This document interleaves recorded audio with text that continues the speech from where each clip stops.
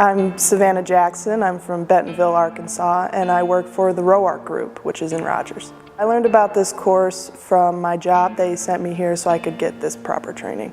I've been installing for almost 2 years now. My dad has been a wrap installer for 30 plus years, and he highly recommended this course. He took it as well. My favorite part about the training was getting to really be hands-on wrapping the cars. The hardest part was actually the corrugated with the non-air release material covered in our tape. I hated every minute of it, but it turned out good, so I'm happy with it. Take your time, be very patient, and you're gonna mess up, and it's okay. The instructors are great, and they'll help you figure out your problems.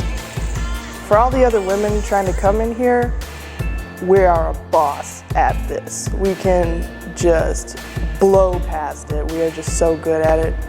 And just because it's a boys club doesn't mean you can't roll up in here. I would highly recommend it. I'm coming out of this class and I feel so much more confident going into all my other installs.